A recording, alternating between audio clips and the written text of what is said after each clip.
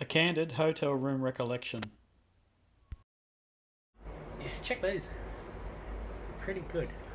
Now these are just temporary teeth. It's been a massive I was undertaking. here for my full mouth rehabilitation in India. Now, quite a gobful to say, quite a gobful to do.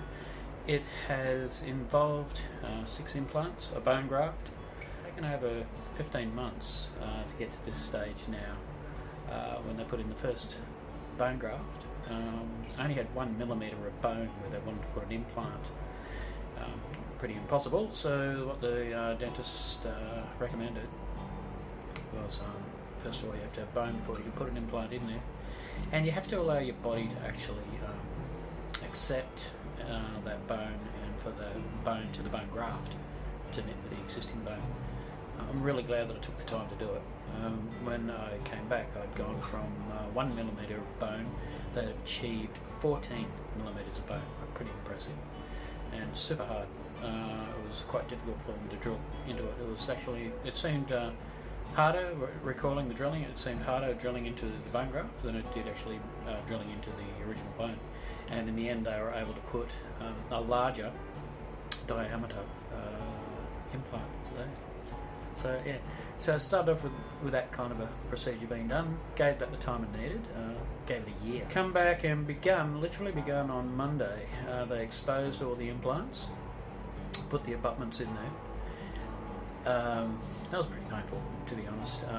Not so much the procedure, but the bloody needles. I hate the needles. I had to receive about 6 different needles. I had 3 different areas where they were putting the implants, or where the implants were.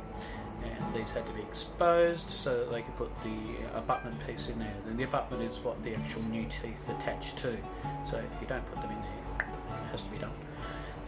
Yeah, did that, stitched it up. That was on Monday. Went back in on Tuesday, roughly about 24 hours after they had done that.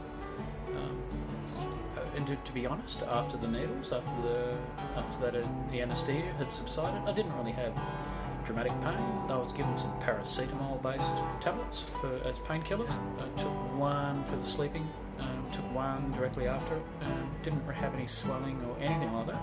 It was very good, to be honest. And then after that, straight 24 hours after I'd gone through that process, saying, well, we need to begin the shaping procedure of my original teeth that I still have. They were severely clapped out. So I endured well over about 10 years worth of chewing on one side of my mouth. Being a good old ostrich, doing the ostrich approach, putting my head in the sand, thinking, no, she'll be right, I can do this. But I was actually doing a lot of damage to my teeth. And as a result, my remaining 22 teeth, which structure's pretty good, but the biting surface of it had been completely eroded away. So they all had to have crowns put on top of them. So I've gone through the procedure to get crowns over my existing teeth. And to be honest, began that on the Tuesday, 24 hours after they exposed the abutments to my implant area. No pain, I didn't require any needles. And I went through, this is done with the drilling process. A lot of water is used, and they put kind of like a little pool liner around inside your mouth because it traps so much water. Prevents it dribbling down past your ear. But yeah, no pain. Tedious, took a while, honestly. Took the initial shaping stage, took well over 2 hours, I would say. Went home with quite funny looking, my teeth had gone from being worn down teeth to being teeth gone to points, really. Looked a little bit ready for Halloween. Sharp ends. So it's kind of like shaping a post and putting a hat on top of the post. In the following morning at 9 o'clock I went back in for quite a large day. And this was Wednesday, so this is the 3rd day of the procedure.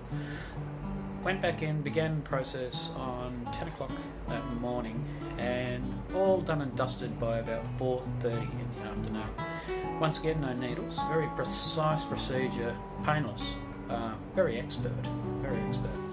When we shape the tooth, when we design the tooth, we keep the end result in mind. What is the approximate length we want for a tooth? What is the approximate width that we want for a tooth? And accordingly, a specific design is, I would say, carved on the tooth. while shaping, which is what is measured when we make an impression. Yeah. Which is what is measured, and based on that, a crown is made on top of that design. Yes, yeah. And that is then replicated in the final product. Yeah. So the crown can fit into a tooth only in one possible direction. Right. So if there is a little bit of a twist, then the crown will go in. Right. That is why that precision has to be there right from the beginning till the end. Yeah. Well, beyond that, it was a different procedure altogether. It took about an hour and a half, where another fella come along and made the impressions of my gums, the manufacturing of the new teeth that are going to fit over all the crowns that I received, plus the new teeth that are fitted to the implants. This stuff was a bit of a different procedure. It's kind of like a rubber compound that they use, and they make an actual mould impression. So it was a little bit, yeah. It's. I don't know if anyone really likes having a gob full of rubber. Long and short of it, an hour and a half later, all done. I've still got these vampire teeth sticking out of my mouth, and I'm thinking, well, that feels a little bit odd. Next thing I know, there's another form is pressed over my upper jaw, and a little bit of filing shaping, and then run my tongue over it, and lo and behold, I've got these things there. So these are just made from a molded sort of form. Like I say, they're only temporary. They're made out of the compound that you use in fillings. So they put both on there. And honestly, I have eaten. You can hear they have a chewing capacity. They would not last indefinitely, but I've been able to chew through coconut meat this morning, last night, after waiting the hour, I had a noodle dish with vegetables and peas, beans and things like that in it. Yeah, so they're quite functional.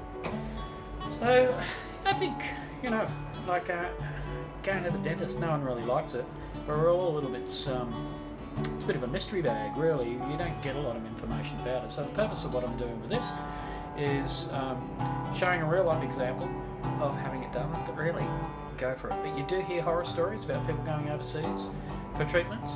This clinic that I've gone and got my treatment from, they're one of the very few 5-star rated clinics that exist internationally.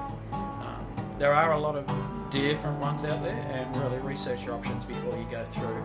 A number of people who come to this clinic, I've had a lot of conversations with people here. There's lots of different Aussies and New Zealanders here. And one lady from New Zealand, she actually had some teeth done in the Philippines and has had to come back to get the repair done. It's led to some rather major issues. And one of the problems, she said, the teeth were just always way too big to start with. So a bit odd. Another lady from Austria, she's had a lot of dental care done all through her childhood in Austria, but they overlooked a particular thing. And so even like high-tech developed countries can often overlook different things. One thing I have to say with this, the dentist that I'm using here is extremely up to date with the latest technology. It's like Gadget Town. They go through and scan all of these things with like a super high density digital imaging, and they go through very extremely precise. And this clinic actually has its own laboratory as well. So to that effect, I'm only actually having to keep these teeth for only a maximum of 3 to 4 days until my permanent ones are made. And that's incredibly swift compared to getting any of your options done in Australia. And they're servicing inquiries from the clinic that I'm using, and also from international dentist inquiries as well, believe it or not. Getting people from America and Europe.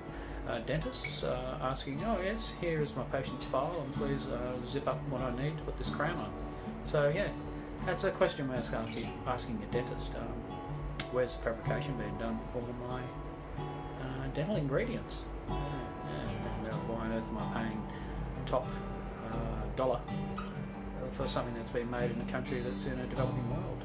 The questions to ask. Anyway, I'll keep you up to date with more different things. Just cool.